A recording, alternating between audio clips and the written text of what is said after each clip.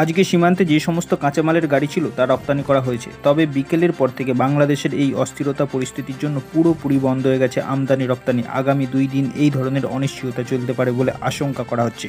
একদিনে এই সীমান্ত দিয়ে প্রায় 18 কোটি টাকার ক্ষতির আশঙ্কা করা হচ্ছে, জানালেন মহাদেবপুর কাস্টমের আধিকারিক দেশ দুলাল চ্যাটার্জি।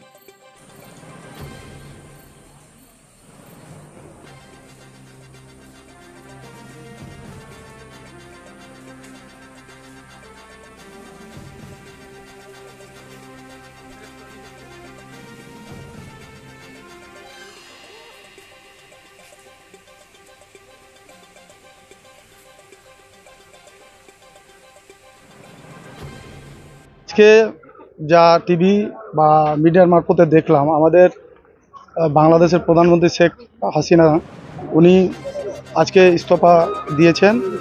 ইস্তফা দেওয়াকালীন আমাদের এক্সপোর্টের যে পণ্যবাহী গাড়ি রয়েছে সেই গাড়ি নিয়ে কিন্তু আমরা প্রচণ্ডভাবে উদ্বিগ্ন রয়েছি।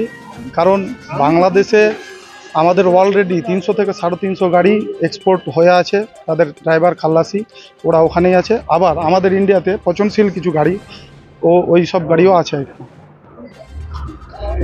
এখন আপনাদের সীমান্তে কতগুলো গাড়ি দাঁড়িয়ে? এখন বর্তমানে সীমান্তে প্রায় 300 থেকে 350 গাড়ি দাঁড়িয়ে আছে। অলরেডি এক্সপোর্ট হয়ে আছে প্রায় 300 350 গাড়ির মতো এখনও বাংলাদেশে আটকে রয়েছে। বর্ডার বন্ধ থাকে এখনও সেটা বুঝতে পারি না। আজকে আমরা হাই কমিশনার সাহেব যে আছে, অ্যাসিস্ট্যান্ট হাই কমিশনার, ওনাকে ফোন করেছিলাম। ওনা যেটা বললো যে 1-2 দিন একটু আপনারা করেন, দেখি কি পরিস্থিতি আসছে, ওই পরিস্থিতি অনুযায়ী আমরা কাজ করব। যারা চালক আটকে পড়েছে তাদের কিভাবে ফেরা? তাদের আলোচনা চলছে এবং তারা ফিরছেও, এবং আমরা দাবি রেখেছি যে আমাদের ড্রাইভার খালাসি যেন কিছু না হয়, ওদেরকে যেন সেফটিভাবে আমাদের ইন্ডিয়াতে পারে। প্রায় 400 থেকে 500 চালক এখন বর্তমান বাংলাদেশে আছে। হঠাৎ করেই তো বন্ধ হলো, এটা কতটা লোকসান? হঠাৎই বন্ধ, তাই তো আমরা খুব উদ্বিগ্ন। কারণ আমাদের বর্ডারে প্রায় কাঁচামাল অনেক রয়েছে, ওই কাঁচামালে কিন্তু আমরা খুব উদ্বিগ্ন রয়েছি যে কি হবে। এখন পর্যন্ত আমরা এখনো পারমিশন পাইনি এক্সপোর্ট করার। বর্ডার কি এখন সিল করে দিয়েছে? আপাতত বন্ধ আছে। কাঁচামাল যেগুলো আছে সেটা যদি আগামী 2-3 দিন না যায় তাহলে কত লোকসান হতে পারে? তো লোকসান তো হবে, আমাদের পার ডে আমাদের প্রায় 1500 থেকে 16 কোটি টাকা পার ডে লোকসান আছে কাঁচামালের। কি প্রচেষ্টা করছেন আপনারা? আমরা চেষ্টা করছি, ওনাদের সাথে কথা বলার চেষ্টা করছি, এবং ডিসি কাস্টমস ওনার সাথে কথা হলো।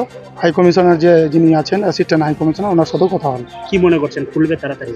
আশা করি তাড়াতাড়ি খোলার আছে।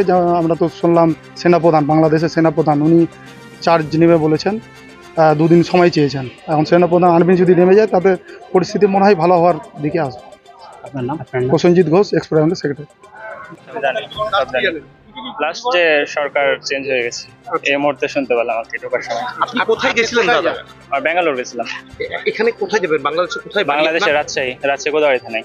এই পরিস্থিতি বাংলাদেশের কিভাবে দেখছেন একজন বাংলাদেশী নাগরিক হিসেবে? এই মুহূর্তে তো কিছু বলার নাই, মানে হঠাৎ ভাবে এখন সবকিছু শুনতে পারছি। এখন কি বলবো, কি পরিস্থিতি, কি মতো বলবো? হ্যাঁ হয়েছে। সিচুয়েশন বলতে আমাদেরকে সাবধান আসতে বলো, খুব খারাপ অবস্থা। এই তো পরিস্থিতির কথা যতদূর শুনেছি আগে যে অনেক স্টুডেন্ট মারা গেছে, এটা নিয়ে স্টুডেন্টের প্রোটেস্ট চলছিল পুলিশের সাথে, মানে পুলিশের গুলিতে মারা গেছে কয়েকজন স্টুডেন্ট এই নিয়ে। আর এর মধ্যে এখন দেখছি যে মানে এখন এখানে এসে শুনছে যে সরকারও চেঞ্জ হয়ে গেছে। নিজের দেশে ফিরছেন, আতঙ্ক আছে, আতঙ্ক লাগছে। এখন কি বলবো, ভিতরে পরিস্থিতি তো জানি না, যা গেলে পরে বুঝতে পারবো। আমরা 1.5 মাস প্রায় চিকিৎসার জন্য এসেছিলাম।